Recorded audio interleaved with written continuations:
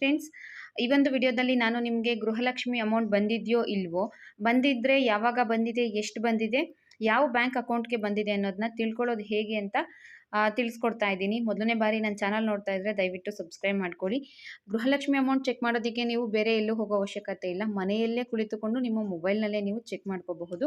ಇನ್ನು ಗೃಹಲಕ್ಷ್ಮಿ ಬಗ್ಗೆ ತಿಳಿಸೋದಾದರೆ, ಇದು ಕರ್ನಾಟಕ ಸರ್ಕಾರದ, ಕಾಂಗ್ರೆಸ್ ಸರ್ಕಾರದ ಗ್ಯಾರಂಟಿ ಯೋಜನೆಗಳಲ್ಲಿ ಒಂದು.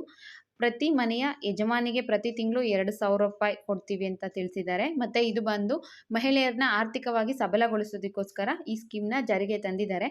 ಇದು ಹಲವಾರು ಗೃಹಲಕ್ಷ್ಮಿಯರಿಗೆ ಈಗಾಗಲೇ ತಲುಪಿದೆ, ಕೆಲವರಿಗೆ ಇನ್ನೂ ತಲುಪಿರೋದಿಲ್ಲ. ಮತ್ತು ತಲುಪಿದ್ರೆ ಹೇಗೆ ತಲುಪಿದೆ, ಯಾವ ಅಕೌಂಟ್ಗೆ ಹೋಗಿದೆ ಅನ್ನೋದನ್ನ ನಾನು ಈ ವಿಡಿಯೋದಲ್ಲಿ ನಿಮಗೆ ತಿಳಿಸ್ಕೊಡ್ತೀನಿ. ಅದನ್ನು ಚೆಕ್ ಮಾಡ್ಕೊಳ್ಳೋದು ತುಂಬ ಸುಲಭ. ಮೊದಲಿಗೆ ನೀವು ಪ್ಲೇಸ್ಟೋರ್ಗೆ ಹೋಗಿ DBT ಕರ್ನಾಟಕ ಅಂತ ಒಂದು ಆ್ಯಪ್ ಇದೆ, ಅದನ್ನು ಡೌನ್ಲೋಡ್ ಮಾಡ್ಕೊಳ್ಳಿ. ಆ ಆ್ಯಪು ಈ ಥರ ಇರುತ್ತೆ. ಇದು ಕರ್ನಾಟಕ ಸರ್ಕಾರದ ಅಫಿಷಿಯಲ್ ಆ್ಯಪ್ ಆಗಿದೆ. ಮತ್ತು ಇದನ್ನು ನೀವು ಡೌನ್ಲೋಡ್ ಮಾಡ್ಕೊಳ್ಳಿ. ಡೌನ್ಲೋಡ್ ಮಾಡಬೇಕಾದ್ರೆ ಈ ಥರ ಇರುತ್ತೆ, DBT ನೇರ ನಗದು ವರ್ಗಾವಣೆ ಅಂತ.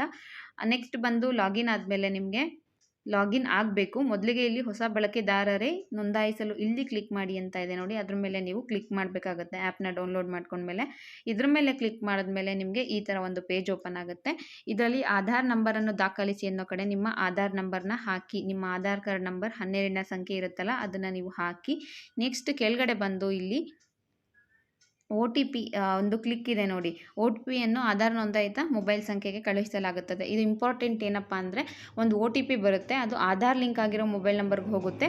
ಇದು ಕಂಪಲ್ಸರಿ ಆಗಿರೋದ್ರಿಂದ OTPನ ನೀವು ನಮೂದು ಮಾಡಬೇಕಾಗುತ್ತೆ. ಇದು UIDAI ಮೂಲಕ ಆಧಾರ್ ನಂಬರ್ಗೆ ಕಳಿಸ್ತಾರೆ. ಈ KYC ಉದ್ದೇಶಕ್ಕೋಸ್ಕರ ಇದನ್ನು ಯೂಸ್ ಮಾಡ್ಕೊತಾರೆ. ನೆಕ್ಸ್ಟ್ OTP ಪಡೆಯಿರಿ ಅನ್ನೋದ್ರ ಮೇಲೆ ಕ್ಲಿಕ್ ಮಾಡಿದ್ರೆ ನಿಮಗೆ ಒಂದು OTP ಬರುತ್ತೆ. OTPನ ಹಾಕಿದ್ಮೇಲೆ ನೀವು ಒಂದು MPINನ ಸೆಲೆಕ್ಷನ್ ಮಾಡ್ಕೊಬೇಕು. 4 ಅಂಕೆಯ ಒಂದು ನಂಬರ್ನ ನೀವು ಸೆಲೆಕ್ಷನ್ ಮಾಡ್ಕೋಬೇಕು. ಅದರಲ್ಲಿ ನೀವು ನಿಮ್ಮ ಡೇಟ್ ಆಫ್ ಇಯರ್ನ ಸೆಟ್ ಮಾಡ್ಕೋಬಹುದು, ಗಾಡಿ ನಂಬರ್, ಅಥವಾ ನಿಮಗೆ ಸುಲಭವಾಗಿ 1 2 3 4 ಅಂತ ಬೇಕಿದ್ರು ನೀವು ಯಾವುದೇ ರೀತಿಯ 4 ಅಂಕೆಗಳನ್ನ ಸೆಟ್ ಮಾಡ್ಕೋಬಹುದು. ಅದಾದಮೇಲೆ ನೀವು ಲಾಗಿನ್ ಆಗಬೇಕು. ನಾನು ಆಲ್ರೆಡಿ ಲಾಗಿನ್ ಆಗಿದ್ದೀನಿ. ಲಾಗಿನ್ ಆದಮೇಲೆ ಅದನ್ನು ತಿಳಿಸ್ಕೊಡ್ತೀನಿ. ನಾನು MPINನ ಕೂಡ ಇದರಲ್ಲಿ ಹಾಕ್ತೀನಿ. MPIN ಹಾಕಿದ್ಮೇಲೆ ಇಲ್ಲಿ ಪಾವತಿ ಸ್ಥಿತಿ ಅಂತ ಇದೆ ನೋಡಿ, ಇದ್ರ ಮೇಲೆ ಕ್ಲಿಕ್ ಮಾಡ್ತೀನಿ. ಫಸ್ಟ್ ಒನ್ನು ಇಲ್ಲಿ ನೋಡಿ, ಸ್ಟಾರ್ಟಿಂಗಲ್ಲೇ ನಿಮಗೆ ತೋರಿಸುತ್ತೆ ಕರ್ನಾಟಕ ಸರ್ಕಾರದ ವತಿಯಿಂದ ಗೃಹಲಕ್ಷ್ಮಿ ಅಮೌಂಟ್ ಬಂದಿದ್ದರೆ, ಅನ್ನಭಾಗ್ಯ ಅಮೌಂಟ್ ಬಂದಿದ್ದರೆ, ಅಥವಾ ವೃದ್ಧಾಪ್ಯ ಪಿಂಚಣಿ ಯಾವ್ಯಾವುದು ಬಂದಿದೆ ಎಲ್ಲನೂ ಇದರಲ್ಲಿ ನೀವು ನೋಡಬಹುದು. ಗೃಹಲಕ್ಷ್ಮಿ ಮೇಲೆ ಕ್ಲಿಕ್ ಮಾಡಿದ್ರೆ ಇಲ್ಲಿ ನೋಡಿ ಯಾವಾಗ ಅಮೌಂಟ್ ಬಂದಿದೆ ಅನ್ನೋದು ಕಂಪ್ಲೀಟಾಗಿ ತೋರಿಸುತ್ತೆ. ಮೊದಲನೇ ಬಾರಿ ಅಮೌಂಟ್ ಬಂದಿರೋದು ಆಗಸ್ಟ್ 31 ಬಂದಿದೆ. ಜುಲೈಯಲ್ಲಿ ಅಪ್ಲಿಕೇಶನ್ ಹಾಕಿರೋದು ನೋಡಿ. ಯಾವಾಗ ಬಂದಿದೆ ಅನ್ನೋದು ಆಗಸ್ಟ್ 31 ಅಂತ ಗೊತ್ತಾಯಿತು. UTR ನಂಬರ್ ಜನ್ರೇಟ್ ಆಗಿದೆ. UTR ನಂಬರ್ ಜನ್ರೇಟ್ ಆಗಿದೆ. ಬ್ಯಾಂಕ್ ಅಕೌಂಟ್ ಹೆಸರು, ಹೋಲ್ಡರ್ ಹೆಸರು ಬಂದಿದೆ. ಅದ್ರ ಜೊತೆಗೆ ಯಾವ ಬ್ಯಾಂಕ್ಗೆ ಹೋಗಿದೆ ಅನ್ನೋದು ಕೂಡ ತೋರಿಸ್ತಾ ಇದೆ, ಬ್ಯಾಂಕ್ ಆಫ್ ಬರೋಡಾ. ಮತ್ತು ಅಕೌಂಟ್ ನಂಬರ್ದು ಲಾಸ್ಟ್ 4 ಡಿಜಿಟು ನಿಮಗೆ ಕಾಣಿಸ್ತಾ ಇದೆ. ನೆಕ್ಸ್ಟ್ ಸೆಕೆಂಡ್ ಇನ್ಸ್ಟಾಲ್ಮೆಂಟ್ ಬಂದು ಸೆಪ್ಟೆಂಬರ್ 10ನೇ ತಾರೀಕು ಬಂದಿದೆ, ಅದು ಕೂಡ ಇದರಲ್ಲಿ ನೀವು ತಿಳ್ಕೊಬಹುದು. ಜೊತೆಗೆ ನವೆಂಬರಲ್ಲಿ ಬಂದಿದೆ, ಜನವರಿಯಲ್ಲಿ ಬಂದಿದೆ, ಜಾನ್ವರಿಯಲ್ಲಿ 2 ಸಲ ಬಂದಿದೆ.